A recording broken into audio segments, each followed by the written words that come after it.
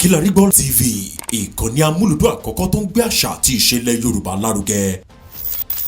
Ẹ jọ̀ọ́ ìjọba Tinubu,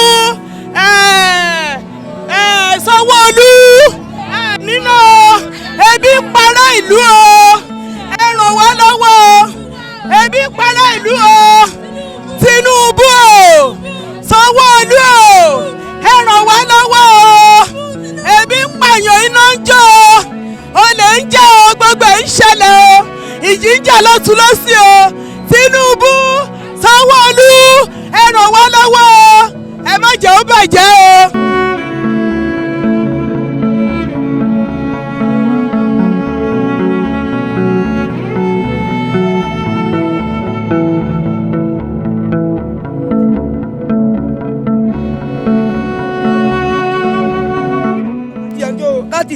Káàdì ojú gbogbo bíi ojú gbogbo tó bíi ojú gbogbo lẹ́yìn wá ń jó gbogbo alẹ́ wọn bẹ̀rẹ̀ alẹ́ olójú alẹ́ takọ̀ ló ń jó ó wá ń jó ojú gbogbo lọ́yẹ̀ ojú gbogbo lẹ́yìn wá ń jó káàdì ẹ̀ wá ń jó mọ́tò ń dájẹ́ mọ́tò tó wá dájí mọ́tò wá dájẹ́ ó fi jó gbogbo yìí gbogbo tó bíi ẹ̀ wá ń jó. Ìjọba ẹ̀pù mẹ̀kúnnù kan ẹ̀pù àwọn èèyàn gbogbo ibà ló ti jóná owó tẹ bá rí owó ẹ̀ látòkè lélẹ̀ kò jẹ́ sówó ń ta everybody ṣọ́ọ̀gù ni kò ṣàánú àwọn èèyàn ìjọba ń ṣàánú àwọn èèyàn kó wọ àwọn èèyàn sí láàánú. Orúkọ mi Tọ́pẹ́ ẹ̀jẹ̀ ẹ̀fù alálàbáwí lẹ́sìn owó ṣọ́ọ̀bù sì jóná owó ṣọ́ọ̀bù mẹ́tẹ̀ẹ̀ta ló sì jóná ẹ̀ náà wọ ajé ẹ̀jọ̀ ẹ̀fù ìlà neat. Ọ̀nà àkọ́kọ́ rẹ̀ pé bóyá bọ́ǹbù létà làwọn gbọ́ break news tó ní ká farabalẹ̀ o ipò dàbí pé ní ṣe sí ọgbọ́n ọ̀pọ̀lọpọ̀ gan mọ nǹkan tó máa ṣe mọ́ iṣẹ́ ni gbogbo agán jí ọmọ torí bí bọ́ǹbù la pè torí náà yẹn ń wá sí òkè gan òkè ọyọ létà làwọn gbọ́ táwọn èèyàn sọ pé ká máa wá gbọ́ break news tó ní ká ní sùn ipò dàbí pé gáàsì. àgbọ̀ èèyàn kan náà kan ọkọ̀ gbọ́ pọ̀ mọ́ èèyàn ọmọ kékeré kan fi ara pa. ẹ jọ̀ọ́ ti rọ lọ mo bẹ̀bẹ̀ mo wọ̀ yìí ẹ wá ṣe láàánú o ẹ̀yin náà bó bí ẹ ṣe rí kò yẹ kó máa lọ bẹ́ẹ̀ o ẹ fìyà jẹ mẹ̀kúnnù nítorí Ọlọ́run mo fẹ̀ ní nítorí Ọlọ́run nínú ọ̀rọ̀ tí kò tẹ́ ṣẹlẹ̀ sí ẹ jọ̀ọ́ ti rọ lọ ẹ fún wọn lówó tó bá tiẹ̀ máa wó ṣọ́ọ̀bù wọn tí yóò bá tiẹ̀ máa bẹ́sẹ̀ lé ẹ fún ká lọ níbo náà ló fẹ́ tẹ́ níbo ni fẹ́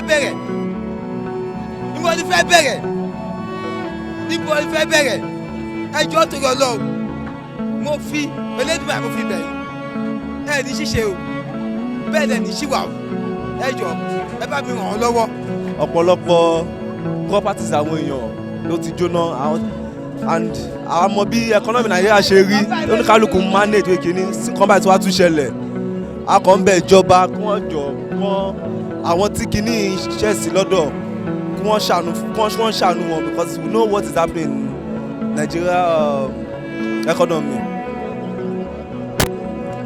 bóyá ìṣẹ̀lẹ̀ lánàá ẹ̀ mú kọjá lọ́tọ̀ ni gas ẹ̀ explode wọ́n wá já gas fún gas station tó wà níbí báyìí sódà pé cylinder kan valve ẹ̀ ó yọ so wọ́n tà láti control ẹ̀ ẹ̀dọ̀ ìpọ́jú títì níbí báyìí mọ́tò ń kọjá so kò sẹ́ni tó mọ̀ nǹkan tó fà tí tó fà explode but gas yẹn ó tẹ̀ tún kún ojú títì náà already so nǹkan tó fà ní an early little light ó máa explode so nǹkan tó fi explode sí gbogbo bíbá yìí fọ̀ bíbá yìí lọ sọ́hun yẹn àtẹ̀dúwẹ́ pé kò sẹ̀ mú ilé epo tó súnmọ́ tó wà lẹ́gbẹ̀ẹ́ bíbá yìí and then adé pé àwọn firefighter wọ́n wá lálẹ́ àná ẹ̀ sọ àwọn ọlọ́ba paná ẹ̀ lẹ́gbọ́ ṣùgbọ́n gbogbo kan ti bàjẹ́ jìnnà tó fi fò sí apá kejì náà dábàá lè mọ̀ pé kan tó lágbára ni kọ́ àdúgbò Ọlọ́run kan tó kàn fẹ́ bẹ̀ ìjọba ni pé àwọn tí ó ṣẹ̀sì kan ṣàánú wọn kún wọn because gbogbo alamọ bí lè ṣe rí báyìí kò dùn mọ́ ẹnikẹ́ni kíjọba kó bá wò wọ́n ṣe láàánú. bí mo rí bẹ́ẹ̀ ni pé ẹ jẹ́ ká máa sin Ọlọ́run ní òtítọ́ àti lódodo torí ṣọ́ọ̀bù tí mo rí tí wúmà yẹn ò bá sin Ọlọ́run iná ń jó lẹ́gbẹ̀ẹ́ ó dẹ̀ fòbẹ̀ ó dẹ̀ lọ jó nílé odi kejì ó sin Ọlọ́run ni ẹ jọ̀ọ́ gbogbo ọmọ àgbáyé ẹ jẹ́ ká máa sin Ọlọ́run nìkan òun látọ́ gbani òun ló ń gbani là lọ́jọ́ ogúnlé ọjọ́ ogúnlé lélẹ̀ Ọlọ́run gbà ó wà ní camp Ọlọ́run dẹ̀ débi ó pamọ́ ó pa ṣọ́ọ̀bù ẹ̀ mọ́ ó pa ọmọ ẹ̀ mọ́ ó pa ọkọ ẹ̀ mọ́ ó pa ibi ẹ̀ mọ́ ẹ jẹ́ ká sin Ọlọ́run o nínú ìwà wa òun lọ́nà fi ń dá wa lẹ́jọ́ o ìwà owó wa òun lọ́nà fi ń ṣe ìdájọ́ fún wa ìwọ wúmọ̀ yẹn lọ́nà fi ṣèdájọ́ ẹ̀ ọlọ́jọ́ àwọn ènìyàn tó lè sọ pé olúwa fi ṣe ọwọ́ mi dá mi lẹ́jọ́ tó eléyìí fi hàn pé ó sin ọlọ́run ní òtítọ́ àti lódodo ni torí káàpù ni wọ́n ló wà ẹ jẹ́ ká sin ọlọ́run ẹ jẹ́ ká fi wà búburú lẹ̀ ẹ jẹ́ ká fi ẹ̀ṣẹ̀ ńlẹ̀ ká gbé àgbélébùú ọlọ́run ká gbé dání ká mọ̀ ipò nìkan ló lè gbà wá ènìyàn lè gbà wá ọlọ́run nìkan ló lè gbà wá ká fi gbàgbọ́ wọlé ọlọ́run lọ́wọ́ gbogbo ohun tó dé ìṣẹ̀lẹ̀ kọ́nà bá wa tù wọ́n nínú kọ́nà bá wa bomi òróró ìtura kó bù sínú ọkàn wọn kọ́nà tù wọ́n nínú kọ́nà ń pèsè fún wọn wọ́n nílé ọba tó jó ẹ̀wà ló bù sí kọ́nà wá bá bu ẹ̀wà sínú ayé wọn kó wá ràn wọ́n lọ́wọ́ gbogbo lọ́tùn lọ́sì ní gbogbo ibikíbi tí wọ́n bá wà kọ́nà bá tù wọ́n nínú.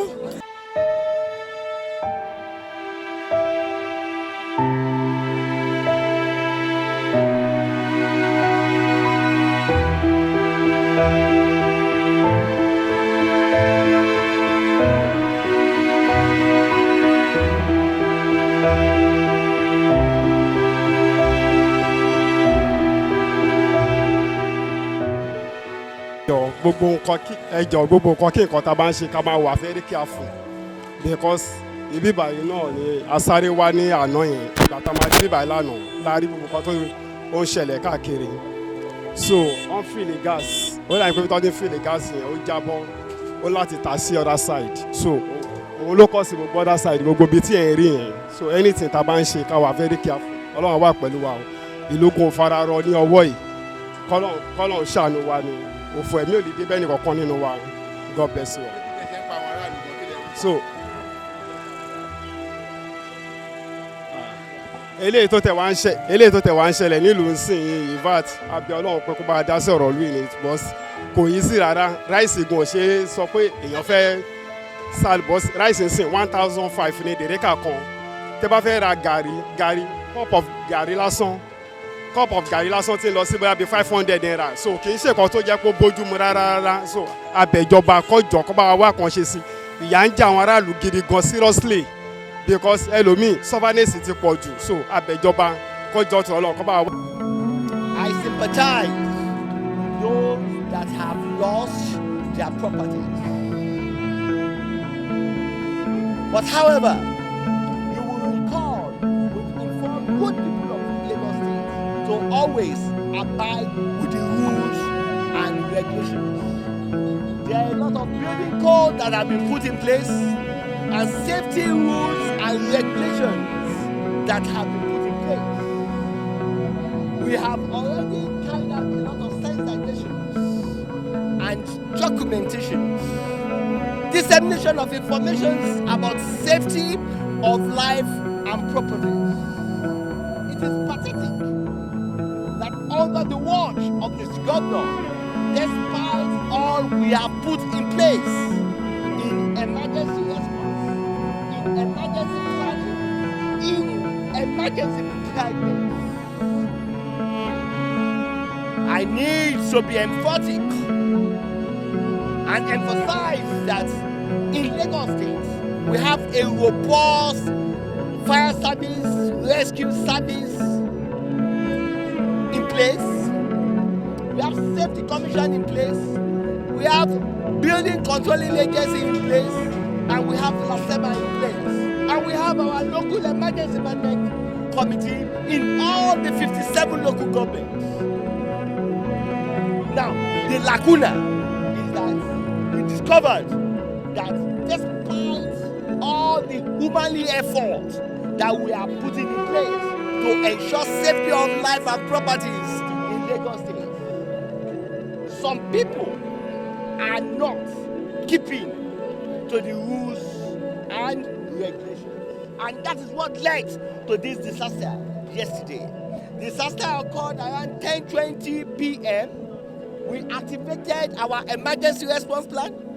All the key stakeholders that are important in managing emergency moved to the scene. We are able to curtail the spread of the fire. We are able to put a lot of things in place, and it yielded. There was no casualty. There was no mortality. Despite the fact that the incident occurred in a densely populated area.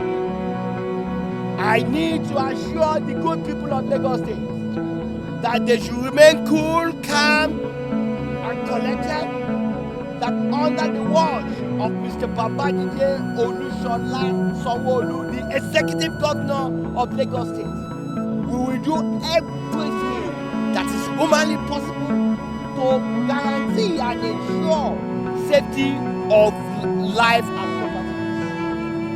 With this, we will carry out holistic investigations. We will get to the root of the matters. The safety commissions will do the needful.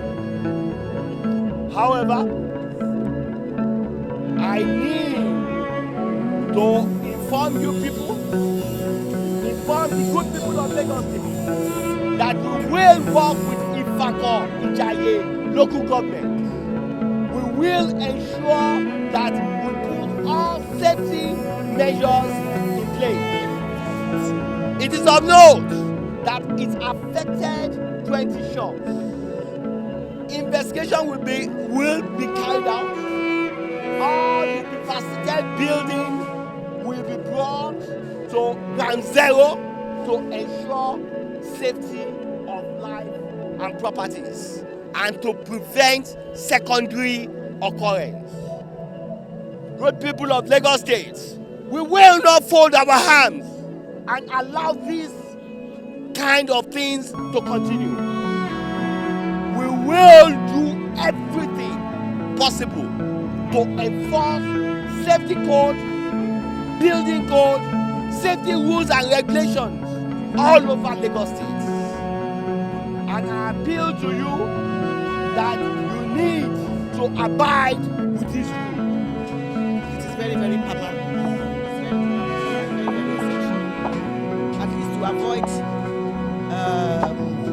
to keeping our people safe, the lives and properties of the people of Ifako-Ijaye, Lagos State as a whole.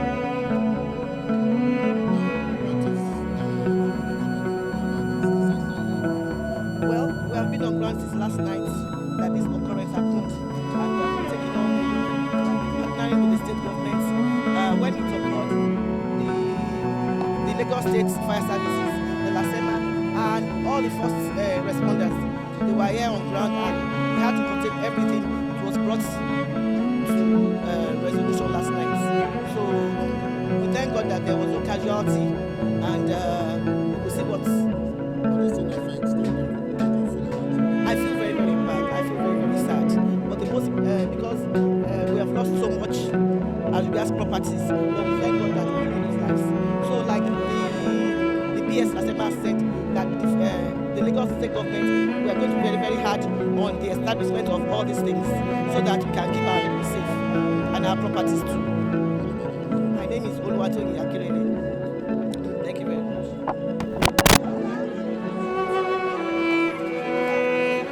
Orúkọ tèmi ni Ahmed Olúwaníṣọlá, tèmi ò ní bàjẹ́ láéláé.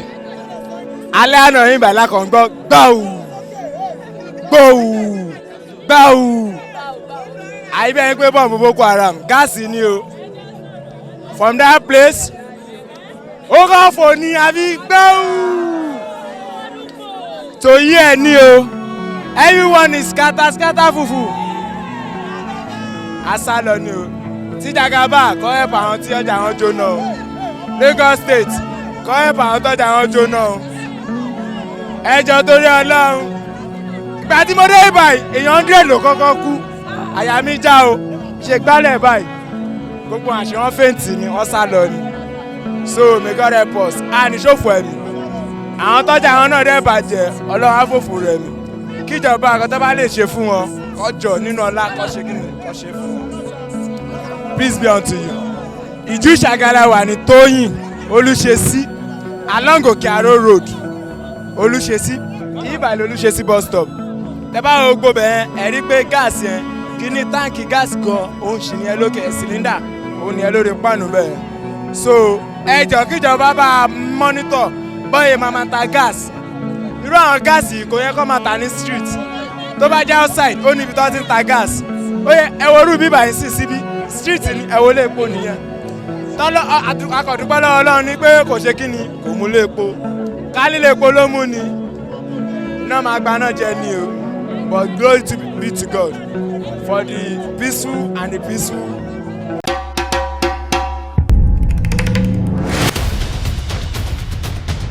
Kilarigbo TV ìkànnì amúlùdún àkọ́kọ́ tó ń gbé àṣà àti ìṣẹ̀lẹ̀ Yorùbá lárugẹ.